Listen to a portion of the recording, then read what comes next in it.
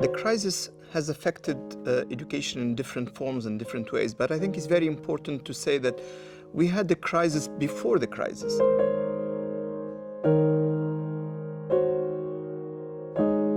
The learning crisis predated the COVID. We had already more than 280 young people who dropped out or who didn't access to education. We had more than 770 million people who were illiterate. The COVID has amplified some of these aspects. First of all, we had 1.6 billion learners who were out of education for several months. We had people who were not connected to internet and didn't have opportunity to learn. But most probably the most important and the most negative impact is about the learning losses that will impact the learning and the future of education and the future of the work of many people who have suffered from this crisis. In addition to education, we have a crisis of well-being. We had people who are affected by anxiety, by issues related to violence at home, by early marriage, and sometimes even early work. And I would say, most importantly, this has impacted everybody on earth, but it is unequal. The learning losses are unequal across the countries. The learning losses are unequal within the same country across the different socioeconomic backgrounds.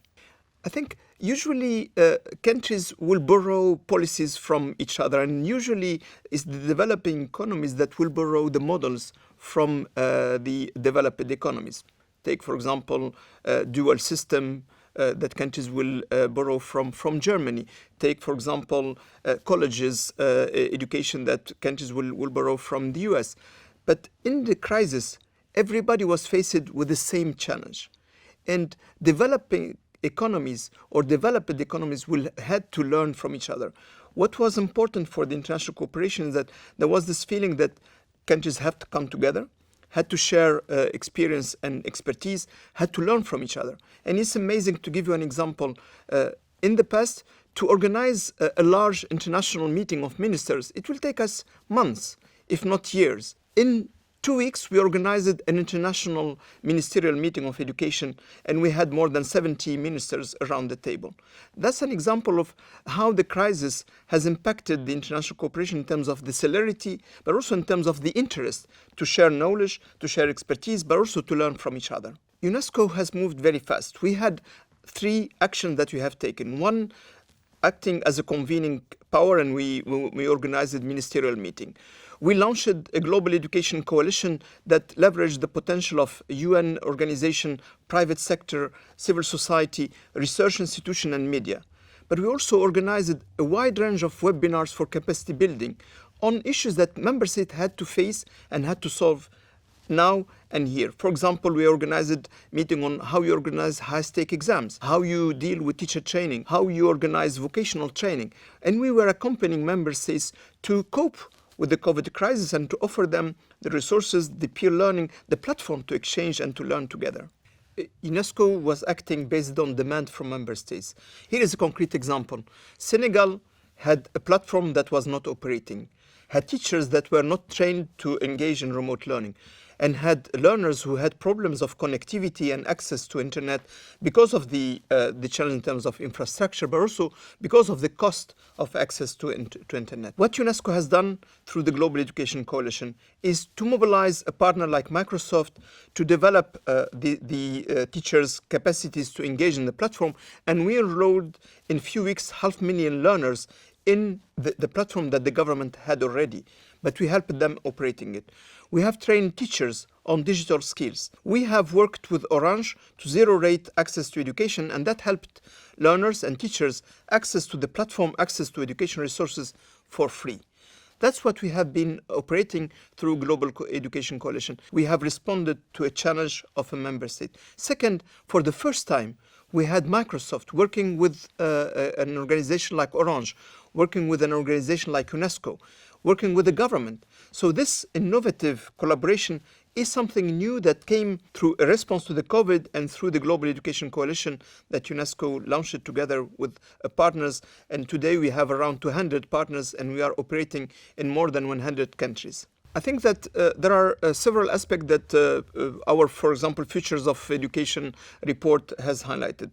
First is we need a new social contract for education, that we need to agree on what place we would like to give to education in our societies, in our economies, in the sustainable development path that we are building. Second, we need to act on some dimensions of the education aspect. One is the curriculum. How are we embedding into the curriculum new dimensions like attitude toward each other, like education for sustainable development, like global citizenship? And there is also the importance given to schools. Obviously, the crisis showed us that we need schools. We need more schools, but not the same school that we are having today. A new modality of organizing the teaching and learning, a new modality of governing schools, and a new modality of organizing remote learning and in-presence learning. And that's about hybrid learning, for example. And the last, which is related to this one, is how we connect the different learning spaces. We learn online, we learn at home, we learn in community, we learn in school. But we need to organize this learning so that it is valued. It is valorized by society, it's valorized by economy, and it's valorized for individuals themselves. We never put it in this way. And I think connecting learning spaces, valorizing the learning that is happening in different spaces will be something that we will have to take forward. Let me mention a Happy School initiative that we started implementing in Asia Pacific, and now we are putting at the global level. The purpose of the Happy School is that we come to school not only to learn, but also to thrive, to be in a better well-being, but also to connect with communities. And the Happy School is an initiative that connects the school with the community.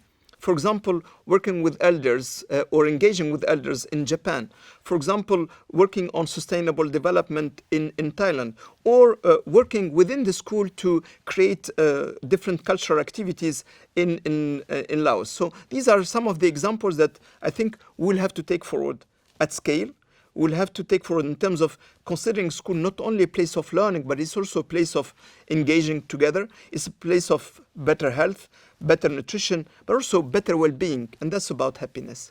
So what we have been doing with the countries like Madagascar is to develop new modalities of recognizing learning happening in the workplace, in communities, and in vocational training centers. And this is very important today if we take forward this perspective of we learn from early learning to adult learning. That's the lifelong learning perspective. And the neurosciences shows us that we start learning very early, and that our further learning is predetermined already in early learning. The history of education is, of course, very long. And since UNESCO was engaged in education, we started with this principle that peace is built in the minds of people. And that meant we need to improve education. We need to develop education. Since 1945, we have been acting to promote education. But of course, there is a trend and an evolution. To give you an example, in 1960, half of the children in the world were not accessing to education. That's how we established the right to education. And it was very important to say that every children has to go to school. Since then, we have achieved much. In 1990, we have adopted the Jomtien Declaration. In 2000, we have adopted the Education for All. In 2015, we have adopted the SDGs and SDG 4. So the path has been long. And UNESCO has been the organization that advances rights in different areas, in particular in education. Learning is cumulative. It starts at very early ages and it continues till adult learning. Let me give a very concrete example. The Republic of Korea in early 60s was devastated. It was at the level of economic development as sub-Saharan African countries at that time. Today, it's a high-income country. It's one of the countries that have adapted and adopted technology at the highest level. It is mainstreamed in different parts of the economy, society, and in education system. Since the 1960s, the Republic of Korea has been investing in education, and UNESCO supported them since the beginning by printing just something like textbooks and helping them in looking at how their education system can develop toward a better and more inclusive learning for everybody. We see the result.